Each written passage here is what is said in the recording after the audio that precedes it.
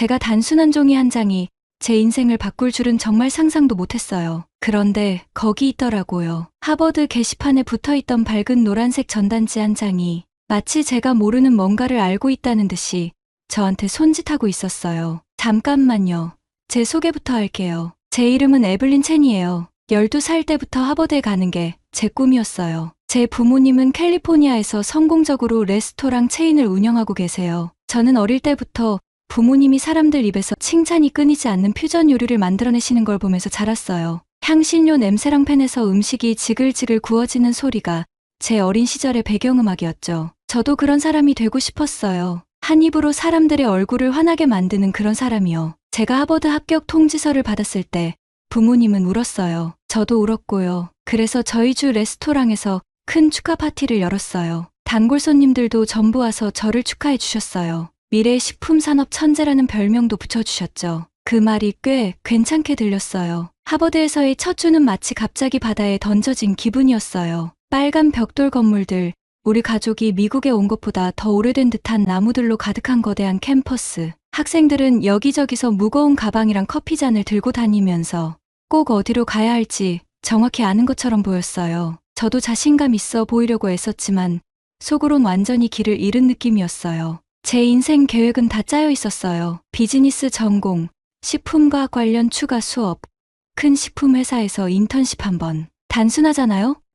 그런데 그 단순했던 계획이 9월 어느 목요일 오후 제가 학생센터에서 화장실을 찾으려고 걷던 중에 바뀌어 버렸어요. 학생센터 벽 하나를 전부 덮고 있던 게시판에는 수백 개의 다채로운 전단지가 붙어 있었어요. 동아리 모임, 스터디 그룹, 파티 공지 다들 평범한 내용들이었죠. 그런데 그때 그걸 봤어요. 맨 위에 아름다운 한글로 적힌 밝은 노란색 전단지 한 장. 그 밑에 영어로 이렇게 쓰여 있었어요. 한국 문화 동아리 음식, 영화, 역사로 한국을 발견하세요. 저도 모르게 걸음을 멈췄어요. 제가 한글을 읽을 줄도 모르는데 그 글자들이 이상하게 저를 끌어당기더라고요. 그 곡선과 선이 어우진 모습이 마치 예술 같았어요. 전단지에는 사진들도 있었어요. 나중에 알게 된 비빔밥 한 그릇, 어떤 한국 영화의 한 장면, 그리고 한복이라는 전통 의상을 입은 사람들 사진이었죠. 모임은 그날 저녁 7시에 있었어요. 휴대폰을 보니 4시 30분이더라고요. 제가 갈지 말지를 결정할 시간이 3시간쯤 있었던 거죠. 제가 한국에 대해 아는 거라곤 K-pop 몇 곡이랑 쓰던 한국 스킨케어 제품 정도였어요. 한글도 못 읽는 제가 가도 괜찮을까요? 그 후 몇 시간을 기숙사에서 공부하려고 했는데 자꾸만 시계를 흘끗거리게 되더라고요. 6시 45분쯤 제가 학생센터 204호 앞에 서 있는 걸 발견했어요. 안에서 음악이 잔잔하게 흘러나오고 있었는데 K-팝은 아니고 전통 악기 소리 같았어요. 줄을 튕기고 북을 치는 소리가 마치 산과 오래된 저를 떠올리게 했어요. 문을 열었더니 가장 먼저 제 코를 때린 건 냄새였어요. 구운 고기와 향신료의 놀라운 향기였죠. 안에는 약 30명 정도의 학생들이 테이블 주위에 모여 앉아 이야기하고 웃고 있었어요. 분명 한국인처럼 보이는 사람들도 있었지만 다양한 배경을 가진 사람들이 함께 있었어요. 한쪽 구석에서 안경을 쓴 남학생이 그릴을 준비하고 있었고 2명의 여학생이 신선한 상추와 작은 접시에 담긴 소스들을 정리하고 있었어요. 어서 와요. 밝은 목소리가 제 시선을 끌었어요. 짧은 검은 머리에 동그란 안경을 쓴 여학생이 저를 보고 웃으며 말했어요. 저는 사라 김이에요. 동아리 회장이에요. 처음 오신 거죠? 저는 갑자기 부끄러워져서 고개를 끄덕였어요. 저는 에블린이에요. 오늘 전단지를 봤어요. 완벽한 타이밍이네요. 사라가 제 손을 잡았어요. 오늘 한국식 바비큐 하는 날이에요. 먹어본 적 있어요? 제가 대답하기도 전에 그녀는 저를 새로 온 사람들이 앉아있는 테이블로 이끌었어요. 그들 역시 저처럼 긴장한 표정을 짓고 있었는데 사라의 활기찬 에너지가 금방 전염되더라고요. 사라는 한국식 바비큐를 어떻게 먹는지 설명해줬어요. 양념된 고기를 직접 구워서 상추에 밥과 소스를 싸서 한 입에 넣는 거라고요. 그 첫 한 입이 모든 걸 바꿨어요. 불맛이 나는 고기, 아삭한 상추, 매콤달콤한 소스인 쌈장까지. 이건 단순히 음식이 아니었어요. 마치 새로운 언어를 발견한 느낌이었죠. 제 마음속 깊이 바로 와 닿는 그런 언어요. 주변에서는 사람들이 서로 음식을 나누고 완벽한 쌈을 싸는 걸 도와주고 각자 한국과의 연결고리에 대해 이야기하고 있었어요. 저는 끝까지 남아서 뒷정리를 돕고 새로운 친구들과 연락처를 주고받았어요. 그날 밤 기숙사로 돌아가는 길에 제 기분이 달라진 걸 느꼈어요. 제가 그렇게 세워놓은 미래 계획이 전혀 예상하지 못한 방식으로 열리는 느낌이었거든요. 그 노란 전단지가 저를 단순히 동아리 모임으로 이끈 게 아니었어요. 새로운 여정의 시작으로 이끌었던 거였죠. 그땐 몰랐지만 한국은 단순히 제가 알아가야 할 또 다른 문화 이상의 의미가 될 예정이었어요. 한국은 제 정체성의 일부가 될 준비를 하고 있었던 거예요. 저는 한국 문화에 대한 애정이 시간이 갈수록 더 깊어졌어요. 처음에는 그냥 목요일 저녁을 재미있게 보낼 수 있는 한국 문화 동아리가 될 거라고 생각했는데 그 이상이 되어버렸어요. 동아리는 학생센터 204호에서 모였는데 그곳은 따뜻한 조명과 K-팝 포스터랑 전통 한국 미술작품으로 꾸며진 아늑한 공간이었어요. 매주 새롭게 배울 것들이 넘쳤어요. 첫 번째 영화의 밤에 저는 방 뒤쪽에 앉아서 팝콘을 꼭 쥐고 있었어요. 그날 본 영화는 기생충이었는데 화면에서 눈을 뗄 수가 없었어요. 부자와 가난한 가족이 얼마나 다른 삶을 사는지, 숨겨진 지하실, 그리고 전혀 예상 못했던 반전들이 저를 완전히 몰입하게 만들었어요. 영화가 끝나고 불이 켜졌을 때도 가슴이 쿵쿵 뛰고 있었어요. 주변을 보니 다른 학생들도 우리가 방금 본 영화에 대해 이야기하고 싶어하는 게 느껴졌어요. 감독이 정말 천재야.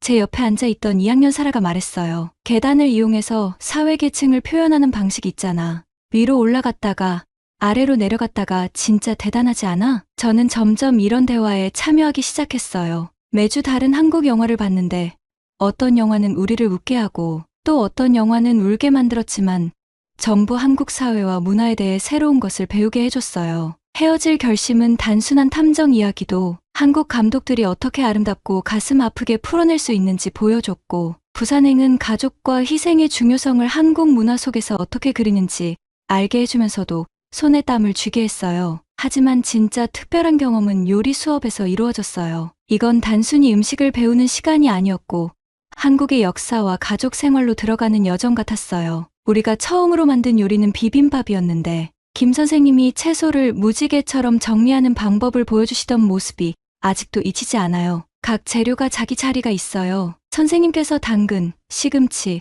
콩나물을 그릇 주위에 깔끔하게 배치하시면서 설명해 주셨어요. 그리고 고추장과 계란을 넣고 다 섞으면 완전히 새로운 게 되죠. 이건 마치 다양한 사람들이 모여서 하나의 공동체를 이루는 것 같아요. 그 주방이 제일 좋아하는 공간이 됐어요. 참기름이랑 마늘 냄새가 가득한 그곳에서 저희는 김치찌개 같은 요리를 배우곤 했어요. 매운 스튜가 추운 보스턴 저녁의 딱이었죠. 김 선생님은 이런 요리법을 자신의 할머니에게 배웠다면서 특정 음식들은 특별한 날에만 만들어졌다는 이야기들도 들려주셨어요. 그때부터 한국 음식이 단순히 먹는 게 아니라 나누는 것이고 가족을 의미하며 전통을 지키는 것이라는 걸 이해하게 됐어요. 그렇게 많은 새 친구를 사귀었지만 그 중에서도 민호가 유독 특별했어요. 그는 3학년 컴퓨터공학과 학생이었지만 한국에 대해 이야기하는 모습을 보면 마치 역사 교수 같았어요. 키가 크고 자신감 넘치는 모습에 둥근 안경을 쓴 그는 말할 때마다 모두가 그의 이야기에 귀를 기울이게 만드는 묘한 매력이 있었어요. 민호는 단순히 사실이나 날짜를 아는 게 아니라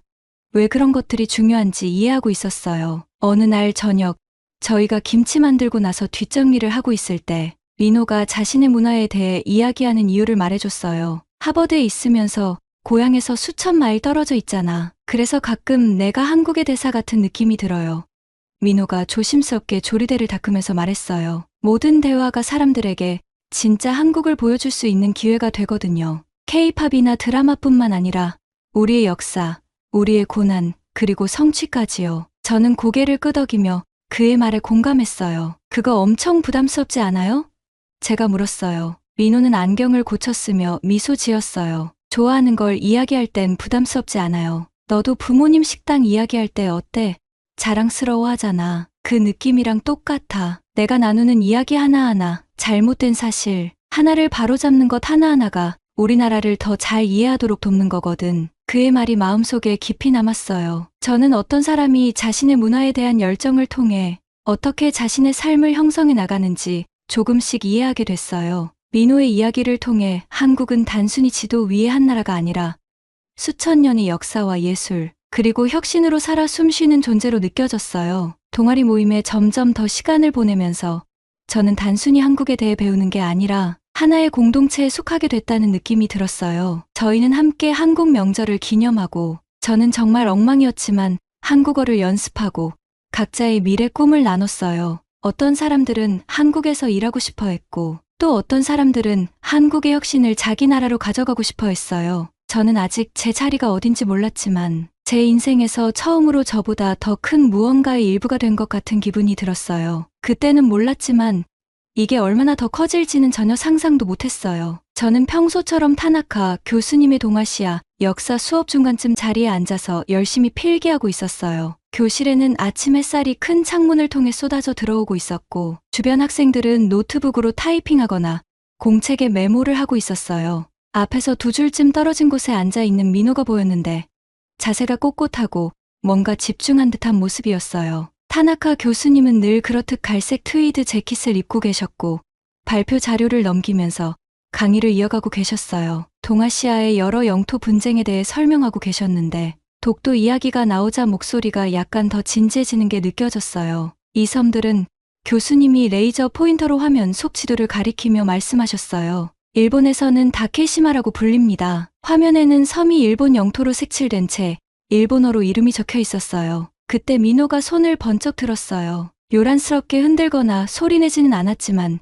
그 손이 주목을 끄는 데는 충분했어요. 교수님이 고개를 끄덕이자 민호가 자리에서 일어났어요. 침착해 보였지만 어깨에 잔뜩 긴장이 서려 있는 게 느껴졌어요. 교수님, 민호가 또렷하게 말했어요. 조용한 교실을 그의 목소리가 가로질렀어요. 이 지도에 왜 독도가 한국 영토임을 증명하는 역사적 근거가 표시되지 않았는지 궁금합니다. 교실은 순간 숨소리조차 들릴 정도로 조용해졌어요. 뒤쪽에서 누군가 연필을 떨어뜨리는 소리가 들릴 정도였으니까요. 타나카 교수님의 눈썹이 살짝 올라갔고 안경을 고쳐 쓰셨어요. 아, 교수님이 대답하셨어요. 목소리가 조금 날카로워졌어요. 이 섬들, 혹은 다케시마는 1600년대부터 일본 영토로 인정받아 왔습니다. 이 지도는 단순히 현재의 법적 상황을 보여주는 겁니다. 민호는 앉지 않고 가방에서 서류 몇 장을 꺼냈어요. 교수님, 존중하는 마음으로 말씀드리지만 민호가 말했어요. 독도가 오래전부터 한국 영토였다는 사실을 보여주는 기록들이 있습니다. 삼국사기나 세종실록 같은 한국의 고대 역사서에도 명확히 나와 있고, 심지어 1800년대 일본 지도에도 독도가 일본 영토가 아니라고 표시되어 있습니다. 제 심장이 점점 빨리 뛰는 게 느껴졌어요. 교실 안 분위기가 팽팽했어요. 다른 학생들도 자세를 바로 하고 앉아 민호와 교수님을 번갈아 보면서 마치 테니스 경기를 보는 것처럼 집중하고 있었어요. 타나카 교수님의 얼굴이 살짝 붉어졌어요. 그런 문서들은 상관이 없습니다. 교수님이 냉소적으로 말씀하셨어요. 일본은 1905년에 이 섬들을 공식적으로 병합했습니다. 국제법적으로 중요한 건 그 점입니다. 민호의 목소리는 여전히 차분했지만 그 안에 열정이 담겨 있었어요. 교수님, 그 병합은 일본이 한국을 점령하고 있던 시기에 이루어졌습니다. 국제법상 군사 점령 중에 영토를 취하는 것은 합법적이지 않습니다. 마치 누군가를 총으로 위협하고 그 집 물건을 가져가는 것과 같습니다. 그 단순한 비유가 몇몇 학생들의 고개를 끄덕이게 했어요. 앞줄에 앉아있던 한 여학생은 재빨리 이 모든 내용을 적고 있는 게 보였어요. 타나카 교수님은 책상 옆으로 돌아와 민호 쪽으로 조금 더 가까이 다가가셨어요. 젊은이, 이런 국제 문제는 그렇게 감정적으로 단순화할 수 없는 복잡한 사안입니다. 일본 정부의 입장은 명확합니다. 교수님, 민호가 공손히 말했어요. 이건 감정의 문제가 아니라 역사적 사실의 문제입니다. 제가 여기 역사적 문서 사본들을 가지고 있습니다. 한번 보시겠습니까? 교수님은 손을 휘저으며 거절하셨어요. 지금은 그런 토론을 할 시간이 아닙니다. 오늘 수업 내용을 계속 진행해야 합니다. 하지만 민호는 물러서지 않았어요. 역사 수업이야말로 역사적 증거를 살펴보고 그 의미를 토론하기에 가장 적합한 자리 아닌가요? 우리가 진짜 문서를 검토하고 의미를 논의하지 않는다면 여기서 뭘 배우겠습니까? 몇몇 학생들이 웅성거리며 동의하는 소리를 냈어요. 민호가 자신이 믿는 걸 위해 용감히 나서는 모습을 보면서 저도 괜히 뿌듯하고 자랑스러운 기분이 들었어요. 교수님 같은 분에게 맞서는 게 분명 쉬운 일은 아니었을 텐데요. 그때 종이 울리면서 모두 깜짝 놀랐어요. 타나카 교수님은 급히 다음 시간에 읽어올 자료를 알려주셨지만 대부분의 학생들은 듣지 않았어요. 다들 민호를 바라보며 그의 행동을 주의 깊게 지켜보고 있었어요. 민호는 서류를 조심히 폴더에 다시 넣었어요. 우리가 가방을 챙기며 교실을 나설 때 여기저기서 흥분된 속삭임이 들려왔어요. 봤어? 대단하지 않았어. 그 옛날 지도 이야기는 처음 들어봤어. 다음 시간에 무슨 일이 일어날까? 민호가 교실을 나가는 모습을 보며 저도 눈길을 떼지 못했어요. 그의 얼굴은 침착해 보였지만 이 일이 끝난 게 아니라는 게 분명했어요. 오늘 뭔가 중요한 일이 시작된 것 같았고 교과서에 없는 독도의 이야기를 더 많이 배우게 될 것 같은 예감이 들었어요. 다음 날 저는 수업에 일찍 도착했어요. 그런데 눈을 의심할 정도였어요. 강의실이 꽉 차 있었거든요. 학생들이 모든 자리를 다 채웠고 심지어 벽 쪽에 서 있는 사람들까지 있었어요. 어제 민호와 타나카 교수님 사이에 열띤 토론이 소문이 나서 다들 오늘 무슨 일이 벌어질지 보려고 온 거였어요. 강의실 앞쪽에 앉아있는 민호가 보였어요. 어제와는 달리 두꺼운 서류철을 들고 있었어요. 평온해 보였지만 그의 눈빛에서는 결연함이 느껴졌어요. 타나카 교수님이 강의실에 들어오자 방 안이 조용해졌어요. 오늘은 전후 영토 분쟁에 대한 논의를 이어가겠습니다. 교수님이 차분한 목소리로 말했어요. 첫 번째 슬라이드를 띄우셨는데 어제 봤던 독도가 다케시마로 표기된 지도였어요. 그 순간 민호가 손을 번쩍 들었어요. 교수님, 제가 중요한 역사적 증거를 수업에서 공유해도 될까요? 타나카 교수님이 잠시 망설이더니 고개를 끄덕이셨어요. 5분만 드리겠습니다. 김군. 민호는 자리에서 일어나 강의실 앞으로 나갔어요. 서류철에서 커다란 지도와 문서들을 꺼내더라고요. 제 심장이 두근거리기 시작했어요. 민호가 정말 이 순간을 위해 준비를 많이 했다는 게 느껴졌어요. 먼저 이걸 보시죠. 민호는 낡아 보이는 지도를 들어 올리며 말했어요. 목소리는 또렷하고 자신감 있었어요. 이건 1779년에 제작된 일본 지도인 개정일본여 지로정전도입니다. 중요한 건 이 지도가 독도를 일본 영토 밖으로 명확히 그려놓고 있다는 거예요. 일본의 지도 제작자들이 스스로 만든 겁니다. 일본이 독도를 주장하기 훨씬 이전의 말이죠. 학생들이 의자 앞으로 몸을 기울였어요. 심지어 타나카 교수님도 흥미를 보이는 듯했어요.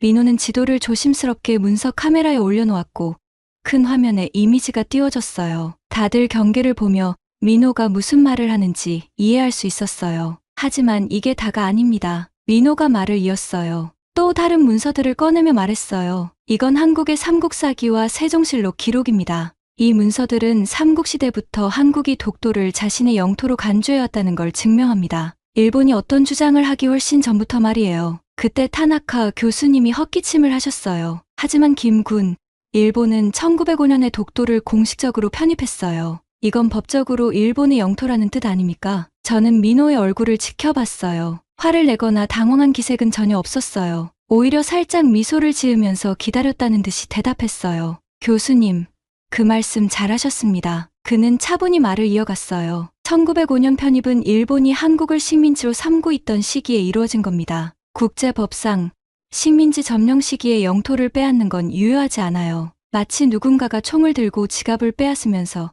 이제 내 거다라고 서명을 받아도 그건 여전히 도둑질인 것처럼요. 몇몇 학생들이 고개를 끄덕였어요. 그의 비유는 굉장히 설득력 있었거든요. 누군가가 작게 속삭이는 소리도 들렸어요. 맞는 말이야. 타나카 교수님의 얼굴이 붉어졌어요. 그렇다면 왜 한국은 이 문제를 국제사법재판소에 가져가지 않는 겁니까? 만약 증거가 그렇게 확실하다면 법정에서 증명하고 싶지 않겠어요? 강의실 공기가 갑자기 무거워졌어요. 꽤 어려운 질문이었지만 민호는 전혀 망설이지 않았어요. 이렇게 생각해 보세요. 민호가 강의실을 둘러보며 말했어요. 누군가가 집에 들어와서 가족 사진을 훔쳐갔다고 칩시다. 그런데 그 사람이 이건 내 거야. 법원에서 결정하게 하자라고 한다면 굳이 법정에 가서 증명해야 할까요?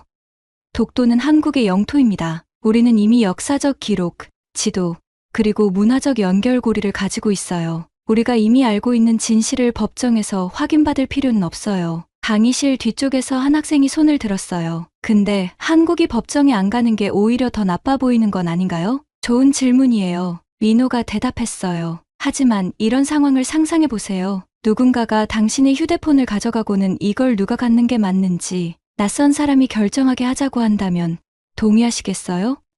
아니면 아니, 이건 분명히 내 거니까 내가 증명할 필요도 없어라고 하겠어요? 점점 더 많은 학생들이 고개를 끄덕였어요. 독도에 대해 전혀 몰랐던 학생들조차 민호의 논리를 이해하는 것 같았어요. 타나카 교수님은 강단에 서서 입술을 굳게 다물고 계셨어요. 마침내 그가 말씀하셨어요. 김군, 흥미로운 내용이긴 하지만 오늘 수업 주제로 돌아가야겠습니다. 하지만 이미 늦었어요. 교수님의 주장은 이미 흔들리고 있었거든요. 학생들은 휴대폰을 꺼내 독도의 역사를 검색하기 시작했어요. 어떤 학생들은 민호가 보여준 지도를 서로에게 보여줬고, 또 어떤 학생들은 메모를 하며 배운 내용을 정리했어요. 민호가 자료를 챙기는 모습을 보며 뿌듯했어요. 그는 화를 내거나 무례하지 않았어요. 그냥 명확한 증거와 간단한 설명으로 진실을 보여준 거였어요. 복잡한 영토 분쟁을 누구나 이해할 수 있게 풀어냈거든요. 그날 수업이 끝나고 나올 때 학생들이 서로 이런저런 이야기를 나누는 게 들렸어요. 난 이런 건 전혀 몰랐어.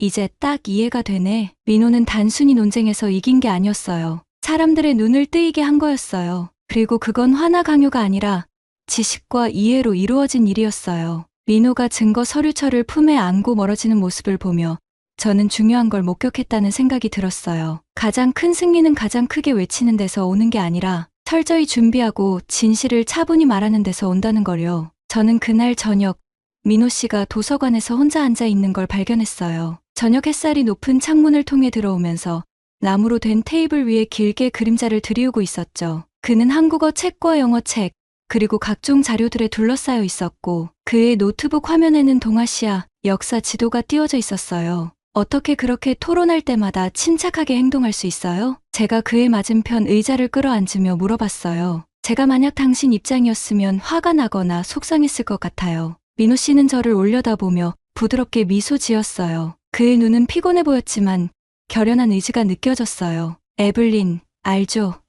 그건 이기는 게 중요한 게 아니에요. 내가 옳다는 걸 증명하려고 하는 것도 아니고요. 중요한 건 사람들이 진실을 들을 수 있게 하는 거예요. 한국은 너무 오랫동안 오해받아왔고 저는 그걸 바로잡고 싶을 뿐이에요. 그의 말이 저한테 강하게 와닿았어요. 저는 제 성적이나 미래 진로만 걱정하고 있었는데 민호 씨는 자기 나라의 역사를 짊어지고 있었던 거예요. 저는 한동안 말없이 앉아서 우리의 관점이 얼마나 다른지 생각했어요. 좀 더 이야기해 줄 수 있어요?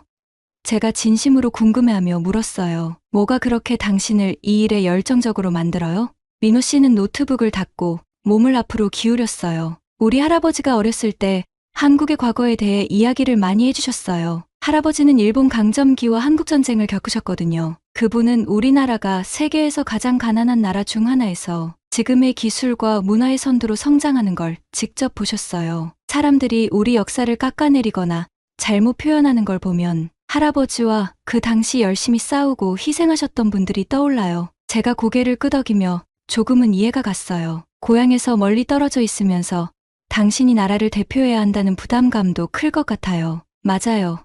그가 인정했어요. 근데 그게 또 영광이기도 해요. 우리나라가 얼마나 멀리 왔는지 보세요. 50년 전만 해도 누가 한국 음악이 세계 차트를 휩쓸 거라고 상상했겠어요?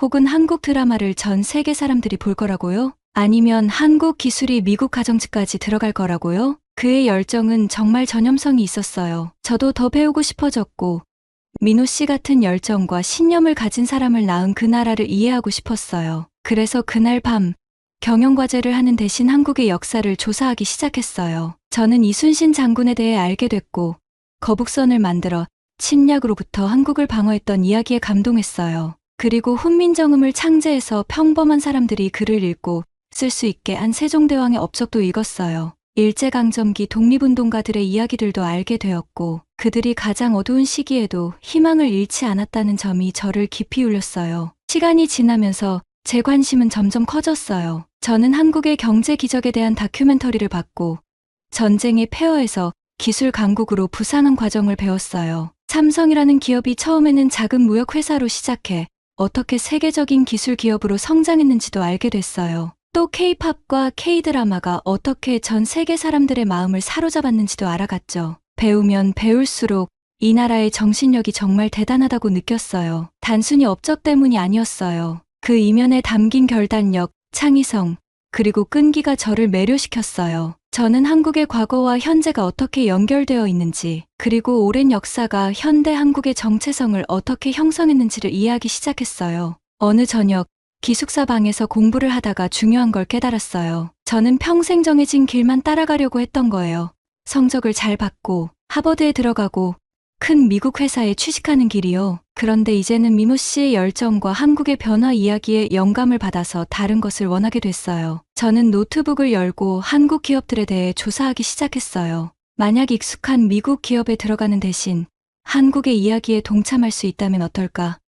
제가 가진 능력으로 결단력과 혁신의 힘을 보여준 그 나라에 기여할 수 있다면 어떨까 생각했어요. 하버드에 온 이후 처음으로 제 미래가 정말 기대되기 시작했어요. 이제는 단순히 성공적인 커리어를 가지는 게 목표가 아니었어요. 저 자신보다 더 큰 무언가의 일부가 되는 게 중요하게 느껴졌어요. 한국이 저한테 가르쳐 준 건 성공은 개인의 성취만으로 측정되는 게 아니라 우리가 주변 세계에 얼마나 기여했냐로도 평가된다는 거였어요. 그날 밤 새로운 방향을 계획하며 민호 씨가 한국 문화 동아리 모임에서 했던 한마디가 떠올랐어요. 가끔은 가장 좋은 길을 찾으려면 마음이 뜻밖의 곳으로 이끄는 대로 따라가야 해요. 제 책상 위에 놓인 한국어 교재와 제가 더 알아보고 싶은 한국 기업들의 리스트를 보며 저는 제 뜻밖의 장소를 찾았다는 걸 깨달았어요. 매콤한 치킨과 녹아내리는 치즈 향이 학생회관 주방을 가득 채웠어요. 멤버 중 한 명인 사라가 커다란 냄비에서 새빨간 불달 라면을 저으며 김이 피어오르는 걸 보고 있었는데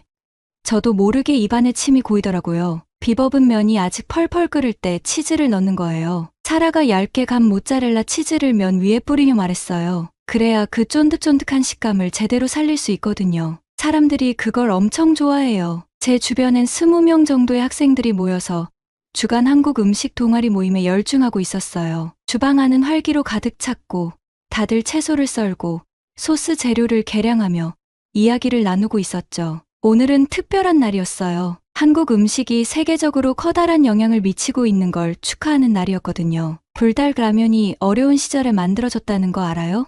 민호가 접시와 젓가락을 들고 제 옆에 나타나 물었어요. 1997년 외환위기 때 많은 한국 사람들이 비싼 음식을 먹을 형편이 안 됐어요. 그래서 어떤 사람이 인스턴트 라면에 불닭이라는 인기 요리를 결합해봤는데 이제는 전 세계에서 즐기는 음식이 됐죠. 저는 민호와 함께 테이블을 차리면서 이렇게 단순한 아이디어가 어떻게 세계적인 현상이 되었는지 생각하게 됐어요. 정말 대단하네요. 제가 말했어요. 한국은 어려움을 기회로 바꿀 줄 아는 나라 같아요. 저녁이 계속되면서 더 많은 음식이 테이블 위에 올라왔어요. 진자가 그녀의 할머니에게 배웠다는 집에서 만든 김치를 가져왔고 데이빗은 자신이 처음 시도한 떡볶이를 자랑스레 보여줬어요. 쫄깃한 떡이 새빨간 소스 속에 떠 있었죠. 완벽하진 않아요.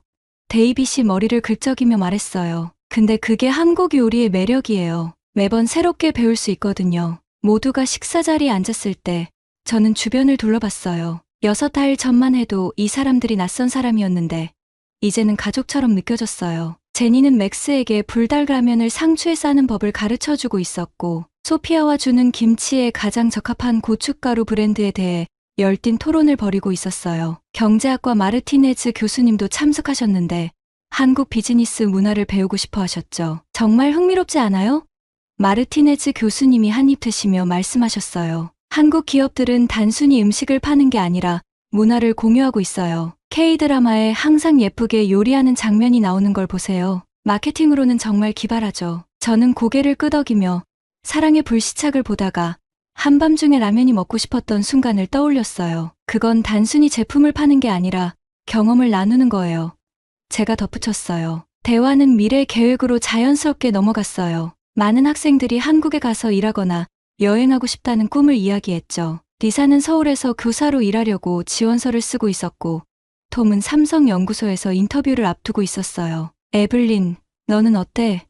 민호가 김치를 건네며 물었어요. 너도 이제 한국에 대해서 꽤 많이 알잖아. 저는 깊은 숨을 들이마시며 제가 내린 결정을 말할 준비를 했어요. 사실은 제 계획을 바꿨어요. 부모님 회사에 들어가는 대신 저는 한국 식품 회사에서 일하고 싶어요. CJ제일제당이나 농심 같은 곳에 지원할까 생각 중이에요. 잠깐 조용해졌다가 테이블 전체가 환호로 가득 찼어요. 여기저기서 질문과 제안이 쏟아졌어요. 어디에 지원하고 싶은지, 한국어 공부를 도와줄 사람이 필요한지, 그들의 국제 프로그램에 대해 알고 있는지 물었죠. 근데 왜 그렇게 결정한 거야? 사라가 진심 어린 눈빛으로 물었어요. 저는 주변을 둘러봤어요. 이제는 너무나 익숙해진 얼굴들, 회복력과 창의력을 이야기하는 음식들, 그리고 제가 신념을 지키는 게 얼마나 중요한지 알려준 민호까지. 한국은 저한테 중요한 걸 가르쳐 줬어요.